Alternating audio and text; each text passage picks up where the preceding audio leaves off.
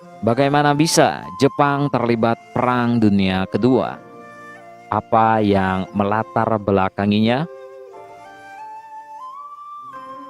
Kita akan memulai penelusuran sejarah ini pada masa ketika kekuasaan kaum samurai mulai berakhir, yaitu sekitar pertengahan abad ke-19. Jepang pada saat itu adalah negara pertapa yang menutup diri secara total selama ribuan tahun terhadap dunia luar. Tidak ada orang asing yang boleh menginjakkan kakinya di Jepang. Sama seperti orang Jepang juga tidak boleh pergi meninggalkan kepulauan Jepang.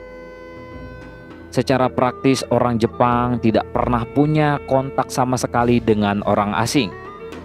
Bagi masyarakat Jepang, dunia di luar Jepang adalah planet lain yang penuh misteri. Politik isolasi Jepang akhirnya menerima tantangan dari pihak luar pada 31 Maret 1854 ketika Commodore Matthew Perry dari Angkatan Laut Amerika Serikat dengan 10 kapal perangnya membombardir pantai timur Jepang serta memaksa Jepang untuk mengakhiri pertapaannya. Pada saat itulah untuk pertama kalinya orang-orang Jepang melihat teknologi militer yang begitu berbeda dengan persenjataan mereka yang masih menggunakan katana, wakizashi, yari, yumi, dan lain-lain. Kedatangan Matthew Perry dan tentara Amerika Serikat ke pantai Edo, Jepang begitu menggemparkan seluruh masyarakat Jepang. Para bangsawan takut, rakyat kecewa, mereka mulai berpikir bahwa pemerintah Jepang gagal dan tidak berdaya menghadapi kapal perang asing. Singkat cerita, kekecewaan rakyat dan para bangsawan berhasil memaksa pemerintahan Jepang pada saat itu, yaitu Shogun Tokugawa, untuk digulingkan. Para masyarakat berharap pemerintahan kembali dipimpin oleh sang kaisar yang selama ini dipasung kekuasaannya serta dikurung di dalam istananya sendiri oleh pemerintahan Tokugawa. Penggulingan ini berhasil dan berdirilah negara Jepang modern, negara yang mulai menerapkan prinsip politik ala barat seperti parlemen, tentara profesional, wajib militer modern, sistem kabinet, dan lain-lain. Ribuan anak-anak muda Jepang dikirim untuk kuliah di Inggris, Prancis, Jerman, dan lainnya untuk menjadi motor pembangunan negara Jepang baru. Jepang yang memodernkan pemerintahan dan militernya berhasil mengalahkan dua negara raksasa, yaitu China dan Rusia. Di bidang politik, Jepang juga berhasil menjadi sekutu negara terkuat di dunia waktu itu, yaitu Inggris. Kemenangan dan persekutuan ini membuat gengsi, kepercayaan diri seluruh bangsa Jepang membumbung tinggi ke langit. Modernisasi sudah sukses. Sudah saatnya Jepang menjadi penguasa Asia. Ketika Inggris terlibat dalam Perang Dunia Pertama, Jepang turut bergabung sebagai sekutu Inggris. Inggris sangat terbantu oleh Jepang yang berperan sebagai penjaga wilayah jajahan Inggris di Asia. Sementara kapal perang Inggris dipulangkan untuk menghadapi armada tempur Jerman. Singkat kata, ketika Perang Dunia Pertama berakhir, Jepang sebagai sekutu Inggris berada di pihak pemenang. Pasca Perang Dunia Pertama, percaturan politik dunia masih sangat panas. Banyak negara yang khawatir ancaman perang di kemudian hari bisa membuat negaranya hancur. Berbagai ketegangan politik pasca perang membuat banyak negara berlomba-lomba membangun armada tempur, termasuk Amerika, Inggris, dan Jepang. Dalam lomba ini tentu Jepang yang bercita-cita menguasai Asia Pasifik tidak mau ketinggalan. Ini saatnya Jepang menunjukkan dirinya sebagai penguasa Asia. Namun demikian, perlombaan ini nampaknya tidak sehat bagi perekonomian dalam jangka panjang. Ya, yang namanya bikin kapal perang pasti menguras banyak anggaran negara. Untuk itu, pada 12 November 1921 hingga 6 Februari 1922 diselenggarakan sebuah konferensi internasional, yaitu Washington Naval Conference, yang dihadiri oleh semua kekuatan militer laut terkuat di dunia. Tujuan utamanya adalah untuk meredakan perlombaan industri militer. Bagi negara Jepang sendiri, ada 2 poin yang bisa menjadi highlight dari perjanjian tersebut. Yang pertama, semua pihak wajib membatasi armada tempurnya. Jumlah berat kapal tempur atau battleship Amerika dan Inggris dibatasi cuma 525.000 ton. Untuk Jepang, batasnya lebih kecil, yaitu 315.000 ton. Artinya perbandingannya 5:5:3. Yang kedua, selama persekutuan Inggris dan Jepang masih ada, artinya armada Amerika Serikat akan dikeroyok oleh 2 armada ini. Jadi supaya kekuatannya seimbang, persekutuan Inggris dengan Jepang wajib diakhiri. Dalam menanggapi 2 poin perjanjian ini, para pemimpin Jepang terbagi menjadi beberapa faksi. Ada yang mendukung, ada juga yang menolak. Tanpa sadar, perpecahan politik internal Jepang ini membuat bibit masalah yang nantinya akan menyeret Jepang pada Perang Dunia Kedua.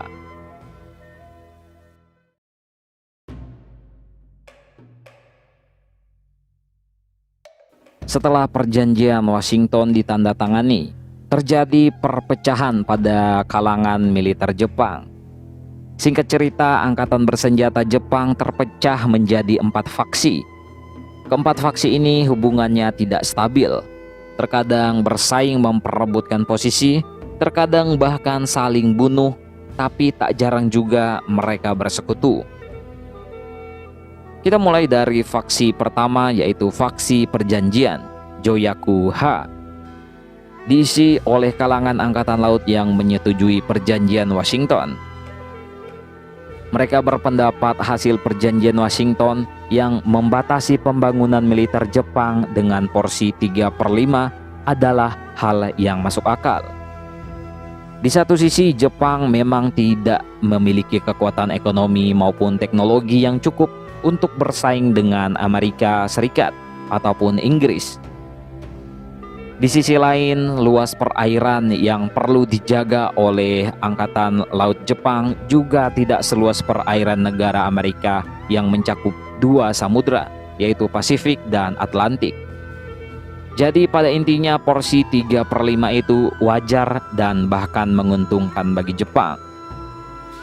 Anggota faksi ini adalah para admiral profesional yang mendapat pendidikan di luar negeri seperti Admiral Mitsumasa Yonai, Osami Nagano, Isoroku Yamamoto, Shigeyoshi Inoue, dan lain-lainnya.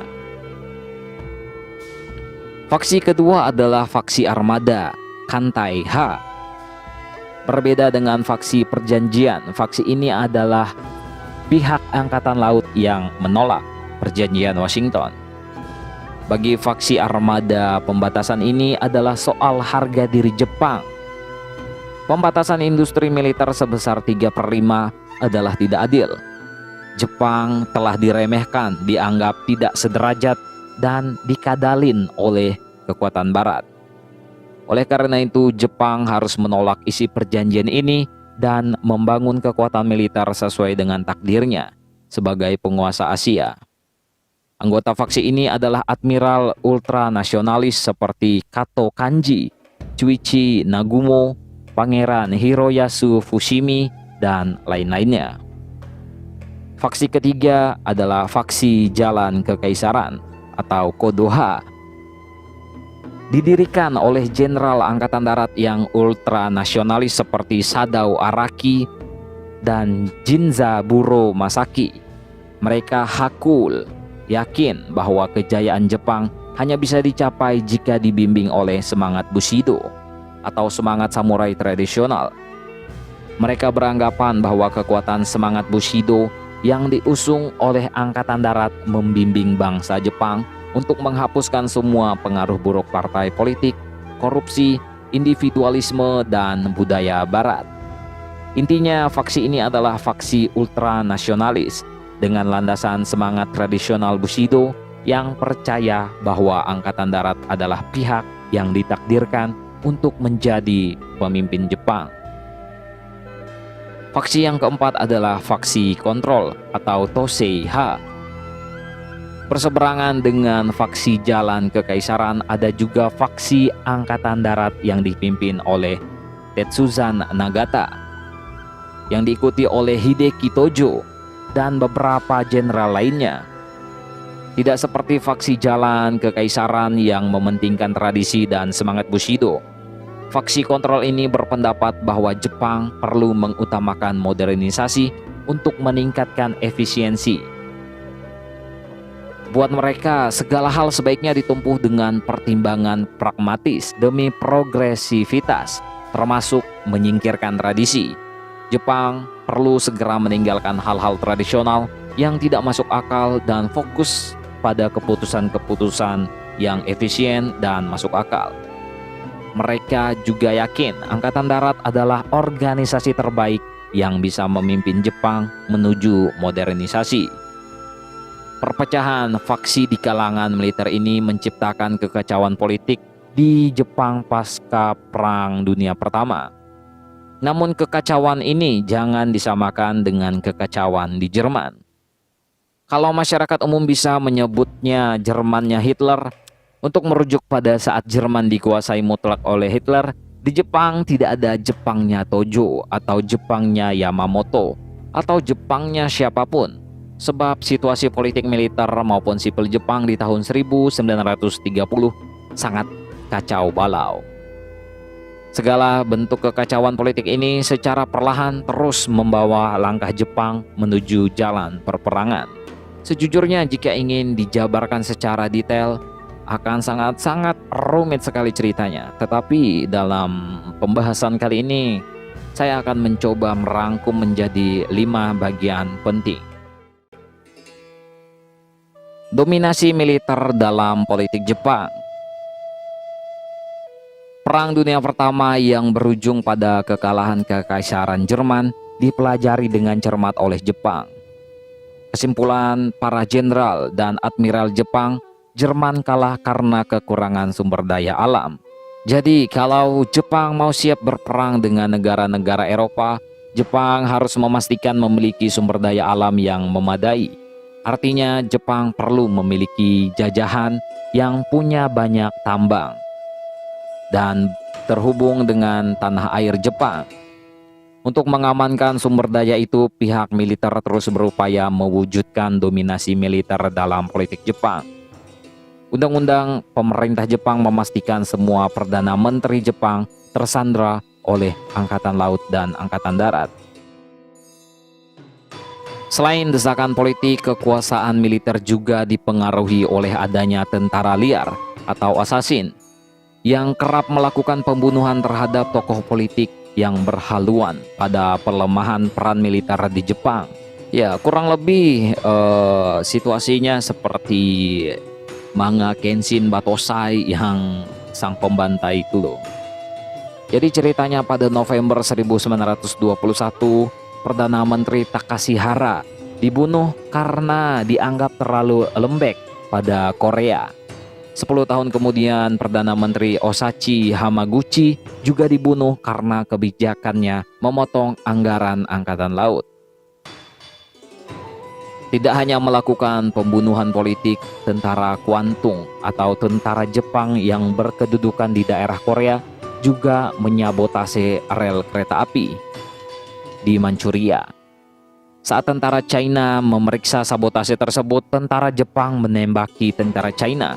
Insiden ini berubah menjadi perang terbuka dan awal 1932 tentara Jepang merebut Manchuria dan mendirikan negara boneka bernama Manchukuo.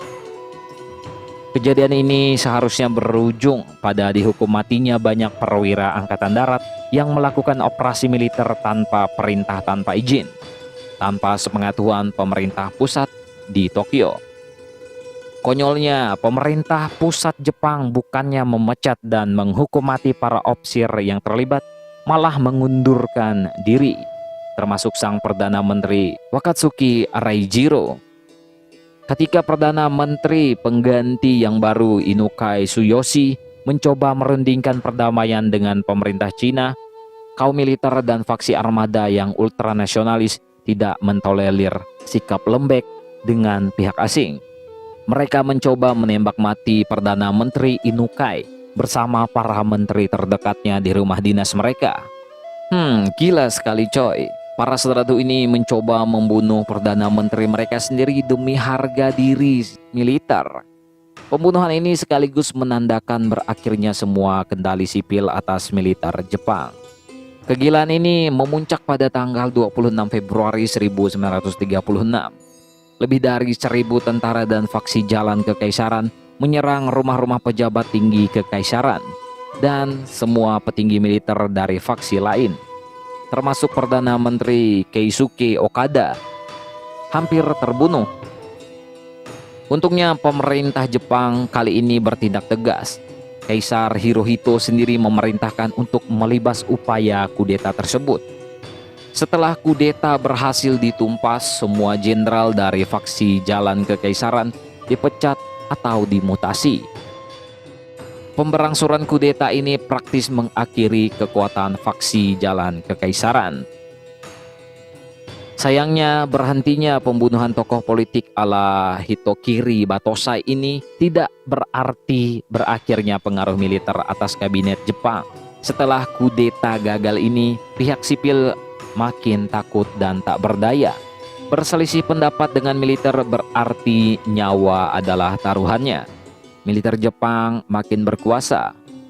Militer Jepang juga makin bernafsu untuk merebut daerah yang kaya SDA. Masalahnya cuma arahnya ke selatan Nanshin atau ke utara Hokushin. Angkatan Laut, terutama faksi armada, jelas menginginkan serangan ke selatan, ke Filipina dan Hindia Belanda. Alasannya sangat simpel. Kalau langkah ini diambil, Angkatan Laut yang akan memegang kendali di Jepang. Sementara itu Angkatan Darat jelas lebih memilih menyerbu ke utara, ke Siberia, wilayah Uni Soviet. Alasannya juga sangat sederhana. Serbuan macam ini jelas lebih membutuhkan Angkatan Darat. Namun, sebelum upaya mengambil alih SDA ini terwujud, Jepang sudah terlibat perang. Kali ini melawan tetangga raksasanya. Perperangan dengan China.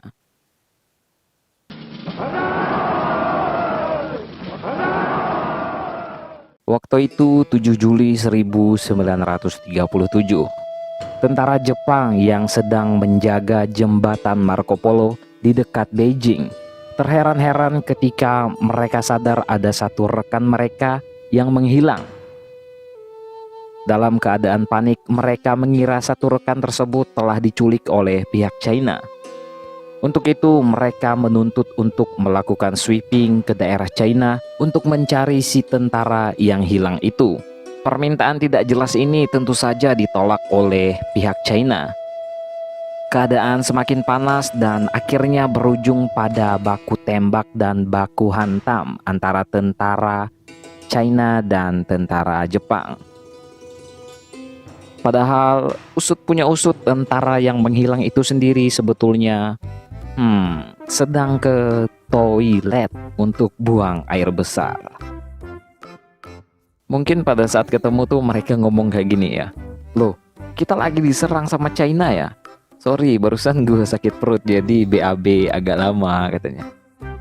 "Lo kemana aja kampret, dari tadi kita nyariin elu." Ya salam. Kembalinya si tentara itu tak meredakan ketegangan. Baku tembak dan baku hantam terus berlangsung dan berubah menjadi pertempuran besar-besaran. Ya konyol sih, tapi ini bukan cerita anime ya. Jadi ini adalah kejadian sejarah nyata. Logikanya agresi militer yang tidak beralasan ini masih bisa dihentikan. Pihak Jepang bisa saja meminta maaf atas kesalahpahaman ini dan tentu pihak China juga tak akan mau memulai perang.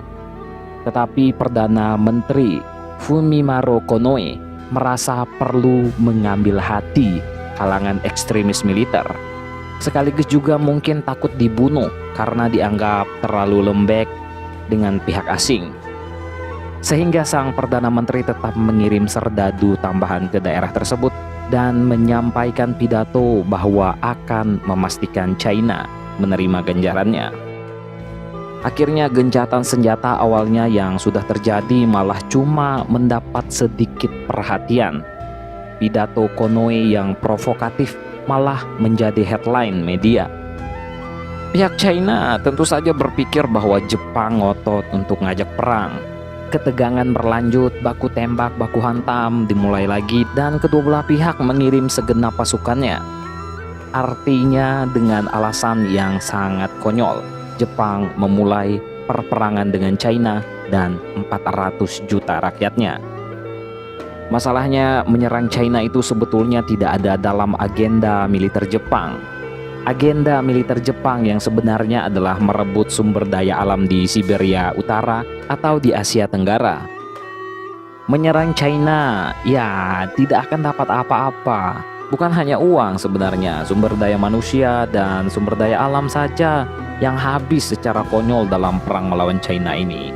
Jadi pada waktu itu Jepang juga mengalami kerugian dari sisi diplomasi di mata dunia internasional karena kebengisan tentara Jepang yang melakukan pembunuhan dan pemerkosaan massal. Ya sebagai contoh kejadian di Nanking atau Nanjing itu ya misalnya seperti itulah ya kan.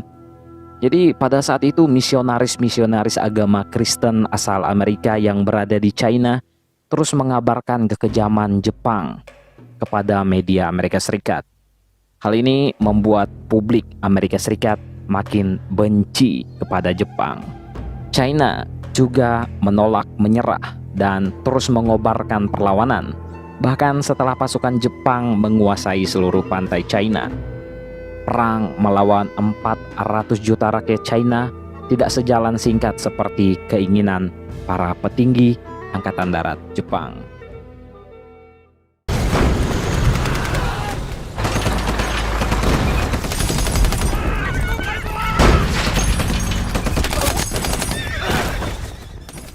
Setelah Jepang berperang melawan China, kita kembali pada rencana awal bahwa Jepang ingin menguasai sumber daya alam.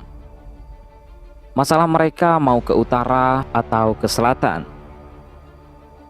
Setelah perang dengan China semakin panas, perwira-perwira Angkatan Darat Jepang di Manchuria tetap ngotot untuk menyerbu ke utara. Mereka berkali-kali bergerak di luar perintah dari pusat dan terus-terusan memprovokasi tentara-tentara Uni Soviet dan Mongolia. Saat itu Mongolia adalah sekutu dari Uni Soviet. Puncaknya adalah insiden kecil di desa Nomonhan, 11 Mei hingga 15 September 1939. Insiden ini juga sama konyolnya seperti di jembatan Marco Polo. Jadi ceritanya pada 11 Mei 1939 ada seorang tentara berkuda Mongolia yang entah iseng atau tidak sadar memasuki daerah sengketa. Melihat ada satu orang tentara Mongol, tentara Manchukuo, mengusir tentara Mongol tersebut. Nampaknya tentara Mongol ini tidak terima dengan negara boneka yang sok kuasa ini. Dan akhirnya pihak Mongol mendatangkan pasukan besar-besaran termasuk pasukan Uni Soviet yang merupakan sekutu Mongolia pada saat itu. Insiden kecil ini berujung pada pengerahan segenap tentara Jepang di daerah tersebut, lengkap dengan truk, tank, meriam, dan pesawat tempur. Namun tak seperti di China, pihak Jepang menemukan batunya. Pertempuran berakhir dengan kekalahan telak tentara Jepang yang dipimpin oleh Jenderal Georgy Zhukov, jenderal terbaik Uni Soviet pada saat itu. Dalam analisisnya setelah kekalahan, jelas sekali Angkatan Darat Jepang kalah segalanya dari Angkatan Darat Uni Soviet. Jumlah tentara, jumlah tank, kualitas meriam, koordinasi unit, dan lain-lain kalah total. Dipermalukan sedemikian rupa, hilang sudah nafsu, Angkatan Darat Jepang untuk menyerbu Uni Soviet. Jadi tinggal arah selatan yang tersisa. Inilah awal mula yang menyebabkan Jepang akhirnya memutuskan menjajah negara-negara di Asia Tenggara, termasuk Indonesia. Dalam upaya memperluas daerah jajahan dan membendung kekuatan Amerika, Jepang perlu sekutu. Saat itu, negara yang paling realistis bisa dijadikan kawan adalah Jerman dan Italia.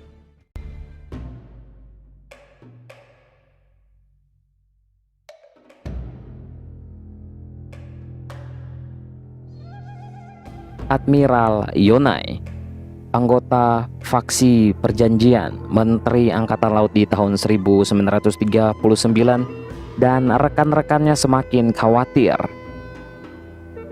Di saat perang dengan China belum juga selesai, para pemimpin dan rakyat Jepang semakin bernafsu untuk menyerang Asia Tenggara. Dalam pembicaraan resmi, Yonai menyatakan dengan tegas dan jelas, Jepang mustahil menang dalam perang melawan Amerika Serikat dan Inggris. Angkatan Laut Jepang kalah jumlah. Industri Jepang tak mungkin memproduksi keperluan perang sebanyak industri Amerika Serikat dan Inggris.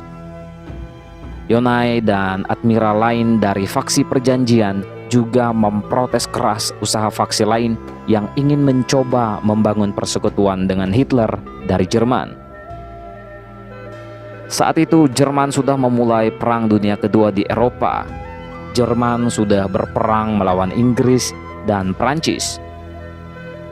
Apalagi Yonai yang menguasai bahasa Jerman tahu betul bahwa Hitler memandang rendah orang-orang Asia seperti Jepang. Semula usaha perlawanan ini cukup sukses, namun situasi politik Jepang sudah terkunci oleh dominasi militer. Seperti biasa, Menteri Angkatan Darat mengundurkan diri dan Angkatan Darat menolak mengirim penggantinya. Mereka menuntut pengunduran diri Yonai. Tak punya pilihan lain, Yonai terpaksa mengundurkan diri. Penghalang terbesar berhasil disingkirkan, akhirnya menandatangani Fakta Berlin bersama dengan Jerman dan Italia tanggal 27 September 1940. Maka terciptalah persekutuan antara Jerman, Italia, Jepang dalam ketegangan politik di masa Perang Dunia Kedua.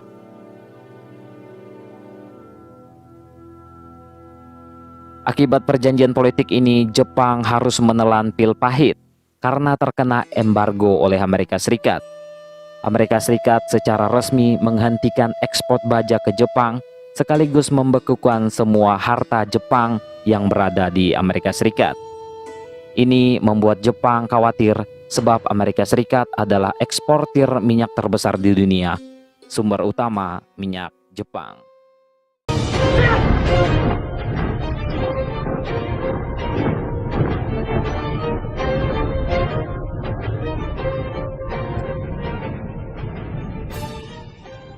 Setelah Amerika Serikat menghentikan pengiriman minyak, setelah persekutuan dengan Hitler ditandatangani, markas besar militer Jepang fokus merancang strategi perang mengalahkan Amerika Serikat dan Inggris.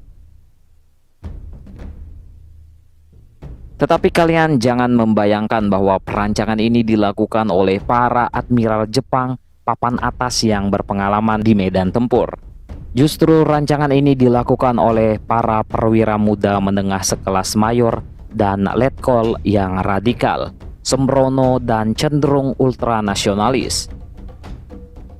Dalam kepala para perwira muda ini tidak ada analisis untung rugi, tidak ada pertimbangan rasional untuk jangka panjang. Bagi mereka bahwa perang melawan Amerika Serikat adalah perang yang heroik, yang harus dihadapi untuk mendapatkan kejayaan Jepang, untuk harga diri Jepang. Dengan semangat Bushido, niscaya semua ini akan tercapai. Intinya adalah pola pikir faksi jalan kekaisaran dan faksi armada. Merekalah yang pada akhirnya menyetir Jepang menuju jalan perperangan, yang dimulai dengan menjajah wilayah yang kaya dengan SDA di Asia Tenggara. Pihak yang tak setuju dengan sudut pandang agresif ini bukannya tidak ada, tapi animo perlawanan terhadap Inggris dan Amerika Serikat sudah terlalu kental. Ini bukan soal pertimbangan rasional lagi, ini soal harga diri bangsa dan semangat Bushido. Setiap kali masalah perang melawan Amerika Serikat dan Inggris dirundingkan oleh Kementerian Jepang, mereka semua menolak membicarakannya secara gamblang dan cenderung memberikan opini yang mengambang. Kaisar Hirohito sendiri menutup rapat mulutnya. Begitu pula Perdana Menteri saat itu, Pangeran Fumimaro Konoe. Konoe sebagai Perdana Menteri saat itu sadar perang besar sudah diambang pintu. Dia mengajukan rencana nekat meminta bertemu langsung dengan Presiden Roosevelt untuk membicarakan hal ini. Saat itu semua pihak cenderung setuju bahwa pertemuan ini sangat penting. Pihak Amerika Serikat juga menyambut positif usulan ini. Apalagi para petinggi militer Jepang juga sebetulnya sudah tahu betapa mustahilnya memenangkan perang melawan kekuatan Amerika Serikat saat itu. Walaupun kaum ultranasionalis terus mengobarkan bahwa semangat Bushido itu mampu mengalahkan segalanya. Namun semua perwira tahu persis semangat saja tidak cukup untuk melawan armada perang Amerika Serikat. Dalam rencana pertemuan dengan Roosevelt pun jangan dikira semua pihak terpusat pada satu skenario perdamaian saja. Situasi politik Jepang yang tumpang tindih membuat dua agenda yang bertolak belakang berjalan bersamaan. Yang pertama adalah agenda pertemuan dengan Presiden Roosevelt yang pada hakikatnya bertujuan untuk meredam ketegangan, yaitu usaha berdamai, dan yang kedua adalah agenda untuk menyusun strategi perang mengalahkan Amerika. Pada intinya, jika ingin menyerang Amerika Serikat harus dilakukan secepat mungkin ketika mereka tidak siap. Konoe sendiri pada dasarnya seseorang yang terlalu peduli pada pencitraan, tapi tak mampu mengambil keputusan. Saat kedua agenda ini makin bertabrakan, bukannya mengambil kendali dan menulis proposal untuk mengajak Amerika Serikat bertemu secara resmi, dia malah mengurung diri di kantornya. Akhirnya anak buahnya di Kementerian Luar Negeri lah yang menulis proposal tersebut.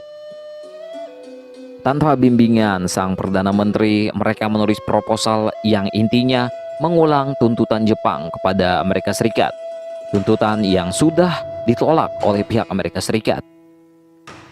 Kejadian ini jelas membuat Kaisar Hirohito bingung dan marah. Merasa perlu lebih memahami kesiapan dari kedua agenda ini, akhirnya Hirohito memanggil Konoe. Karena kerap tidak bisa memberikan penjelasan memuaskan, Konoe memanggil Kepala Staf Angkatan Darat dan Angkatan Laut untuk menjelaskan mengapa persiapan perang terus dilakukan kendati upaya diplomasi masih berjalan. Kaisar juga meminta penjelasan mereka terkait sejauh mana perkembangan persiapan perang dan seberapa besar peluang Jepang untuk menang. Kepala Staf Angkatan Darat dan Angkatan Laut yang diminta penjelasan oleh sang kaisar tentu segan dan tidak mau terlihat terlalu mengecewakan. Lagi-lagi budaya Jepang membuat penjelasan yang seharusnya sederhana menjadi dilematis. Akhirnya penjelasan mereka jadi berbelit-belit. Di satu sisi mereka tahu Jepang tidak siap, di sisi lain juga mereka malu untuk terlihat takut dan juga malu untuk mengakui bahwa persenjataan Amerika Serikat jauh lebih unggul daripada Jepang. Intinya respons kepala staf ini jadi serba salah. Dalam pertemuan kabinet keesokan harinya, banyak menteri maupun jenderal dalam hatinya berharap Kaisar mengambil keputusan untuk tidak berperang. Tetapi kenyataannya sang Kaisar bukannya memberikan keputusan, malah memberikan pesan berupa puisi karangan kakeknya yang ditulis saat perang melawan Rusia. Para menteri, jenderal, dan admiral tinggi Jepang cuma bisa bengong. Bukannya mendapat perintah tegas dan jelas dari sang kaisar, mereka malah mendapat sebuah puisi. Puisi yang bisa diartikan sebagai anti perang. tapi puisi yang bisa dibaca juga sebagai dukungan atas perang. Karena konteks pembuatannya dulu saat mulai perang. Situasi semakin tidak jelas setelah Kaisar menyetujui proposal yang ditulis Kementerian Luar Negeri Jepang. Sebuah proposal ngawur yang dari awal sudah pasti akan ditolak oleh Amerika Serikat. Otomatis pertemuan langsung dengan Presiden Roosevelt dibatalkan. Akhirnya Konoe, sang Perdana Menteri yang merasa malu karena kegagalannya, mengundurkan diri pada 16 Oktober 1941. Dalam situasi ini, satu-satunya harapan terakhir adalah Jenderal Tojo sebagai Menteri Angkatan Darat yang diangkat Kaisar menjadi Perdana Menteri menggantikan Konoe untuk membatalkan rencana perang melawan Amerika Serikat. Sayangnya, Tojo bukanlah tipe penggebrak. Dia adalah sosok yang Jepang pada umumnya saat itu. Seorang tradisionalis, birokratis, sungkan, malu untuk mengakui kekurangan negara. Pada intinya, tarik ulur politik Jepang bisa dibilang adalah korban dari bentuknya budaya mereka sendiri pada saat itu. Ketika sang kaisar menginginkan Tojo yang meredam nafsu berperang pihak militer, Tojo justru berharap sang kaisar yang memiliki hak veto untuk memberikan perintah membatalkan perang. Pada akhirnya tidak ada yang mematikan api perperangan yang semakin membesar di kalangan militer Jepang. Yang tadinya pemikiran awal mereka adalah Amerika begitu kuat, kita tidak mungkin menang, berubah menjadi Amerika begitu kuat. Oleh karena itu kita harus secepatnya menyerang sebelum mereka bertambah kuat lagi.